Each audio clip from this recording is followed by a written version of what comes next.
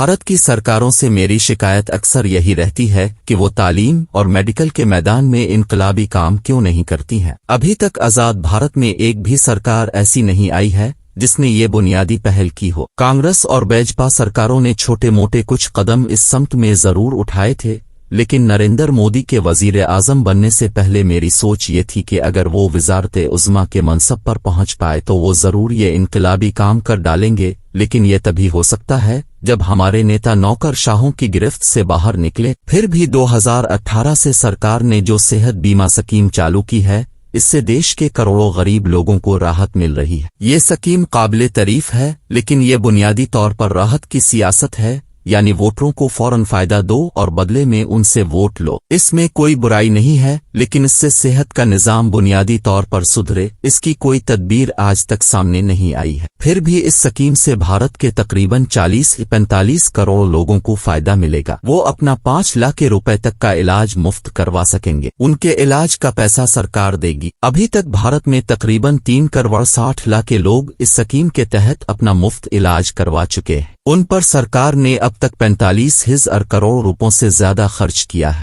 بھارت کی کچھ ریاستی سرکاروں نے بھی فوری اور نظر آنے والی راحت کی اس حکمت عملی کو اپنا لیا ہے، لیکن کیا بھارت کے 140 کروڑ لوگوں کی صحت، ان کے تحفظ اور علاج کی بھی اسکیم کوئی سرکار لائے گی؟ کئی رپورٹوں میں یہ بات ثابت ہو چکی ہے کہ مالی تناؤ کی وجہ سے کام کرنے والے افراد کی ذہنی صحت بھی شدید متاثر ہوتی ہے، اور اس کی وجہ سے غیر حاضر رہنے اور عدم توجہی کی وجہ سے ملازم مستقلہ ذہنی صحت کے مسائل سے دو چار ہو جاتے ہیں، جس سے بھارتی کارخانہ داروں اور فیکٹری مالکان کو سالانہ 14 ارب ڈالر کا نقصان ہوتا ہے۔ بھارت کے قومی صحت مشن کی ایک رپورٹ کے مطابق جراحی، سرجری، خواتین اور بچوں کے امراض جیسے طبی معاملوں کے بنیادی شعبوں میں 50% ڈاکٹروں کی کمی ہے۔ دور دراز اور گاؤں وغیرہ میں تو یہ شرح 82% تک پہنچ جاتی ہے۔ ہم اس بات پر فخر کرتے رہتے ہیں کہ بھارت دنیا کے اہم ممالک میں سب سے زیادہ ڈاکٹر فراہم کرتا ہے، حالانکہ اس سے نقصان خود بھارتیوں کا ہوتا ہے۔ بیرون ملک میں ملازم بھارتی ڈاکٹروں کی تعداد کا اندازہ اس بات سے کیا جا سکتا ہے کہ 2000 میں یہ تعداد 56,000 تھی اور 2010 میں 55% بڑھ کر 86,000 سے زائد ہو گئے۔ اب یہ لاکھوں بلکہ ملینز میں جا چکی ہے۔ ان میں سے 60% بھارتی ڈاکٹر صرف امریکہ ہی میں کام کر رہے ہیں۔ ہر سال ہم لاکھوں بھارتیوں کو ڈاکٹر بناتے ہیں، جن میں سے بیشتر امریکہ، برطانیہ اور دوسرے ملکوں میں چلے جاتے ہیں، اور بھارت دیش کے لوگ ڈاکٹروں کے نہ ہونے کی وجہ سے ہسپتالوں میں ایڑیاں رگڑتے رہتے ہیں۔ اسی طرح بھارت میں جب تک پرائمری سے لے کر اعلیٰ تعلیم بھارتیہ زبانوں کے ذریعے نہیں ہوتی، بھارت کا شمار پسماندہ معاشروں اور ملکوں میں ہی ہوتا رہے گا۔ جب تک میکالے سسٹم کی غلامی کا نظام بھارت میں چلتا رہے گا، بھارت سے ہنرمندوں کی صلاحیتوں کی ہجرت ہوتی رہے گی۔ انگریزی دان بھارتیہ نوجوان بھاگ کر دوسرے ممالک میں نوکریاں ڈھونڈیں گے اور اپنی ساری صلاحیت ان دیشوں پر لٹا دیں گے، اور بھارت کانپتا رہ جائے گا۔ اس کا مطلب یہ نہیں کہ ہمارے بچے غیر ملکی زبانیں نہ پڑھیں، ضرور پڑھیں، مگر انہیں سہولت ہو کہ وہ انگریزی کے ساتھ کئی دوسری اہم غیر ملکی زبانیں بھی ضرور پڑھیں، لیکن ان کی پڑھائی کا ذریعہ کوئی غیر ملکی زبان نہ ہو۔ سارے بھارت میں کسی بھی غیر ملکی زبان کو پڑھائی کا ذریعہ بنانے پر سخت پابندی ہونی چاہیے، لیکن کون کرے گا یہ کام؟ یہ کام وہی پارلیمنٹ، وہی سرکار اور وہی وزیر اعظم کر سکتے ہیں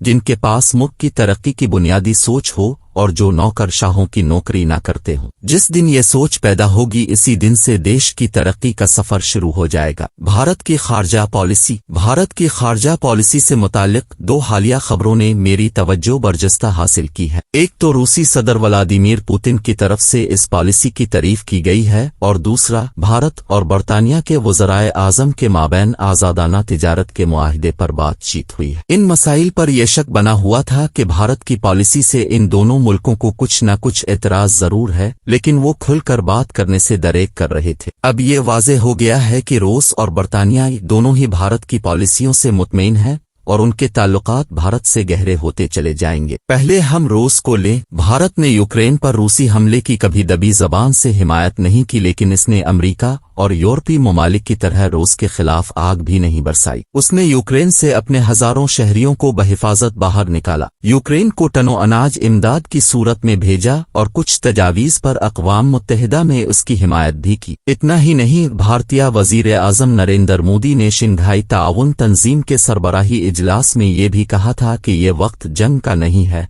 रूस यूक्रेन जंग फौरन बंद होनी चाहिए। इस इजलास के बाद ही सदर पुतिन ने एटमी जंग के खदशे से 2-4 सारी दुनिया को बावर कराया था कि उनका इरादा एटम बम चलाने का बिल्कुल नहीं है। अब उन्होंने मॉस्को के एक थिंक टैंक में भाषण देते हुए कहा है कि इस बहरान के दौरान भारत के साथ रूस का ज़री कारोबार दुगना हो गया है। खाद की तिजारत 7-8 गुना बढ़ गई है और आपसी कारोबार 13 अरब डॉलर से बढ़कर 18 अरब डॉलर हो गया है। यूक्रेन जंग शुरू होने के बाद से भारत यौमिया $16 मिलियन मालियत का रूसी कोयला खरीद रहा है, जबकि जंग से पहले 3 माह में खरीदे जाने वाले कोयले की यौमिया मालियत तकरीबन $7.5 मिलियन बनती थी, यानी इस तिजारत में 2 गुना से भी ज्यादा इजाफा हुआ है। इसी तरह यौमिया $110 मिलियन मालियत का रूसी तेल खरीदा जा रहा है। मई के आखिर तक भारत यौमिया $31 मिलियन मालियत का रूसी तेल खरीद रहा था। सस्ते रूसी तेल ने भारत की जरूरत पूरी कर दी। सदर पुतिन ने इस खारजा पॉलिसी को सराहा है। इसी तरह भारत ने रूस के साथ वोस्तुक 2022 जंगी मशकों में भी हिस्सा लिया है, जिनमें चीन भी शामिल था। अगरचे अमेरिका ने इन मशकों में भारत की शमूलियत पर काफी एतराजात उठाए, मगर सभी एतराजात मुस्तरद करते हुए इन मशकों में हिस्सा लिया गया, जिनमें रूस, चीन, भारत और आज़रबाईजान समेत 14 मुल्कों के फौजी दस्ते शरीक हुए थे। ये ऐसे वक्त में हो रहा है कि जब भारत अमेरिका के साथ कई मोर्चों पर ताउन कर रहा है। चीन अगरचे इस हवाले से काफी तहफ़्फ़ुज़ात रखता है,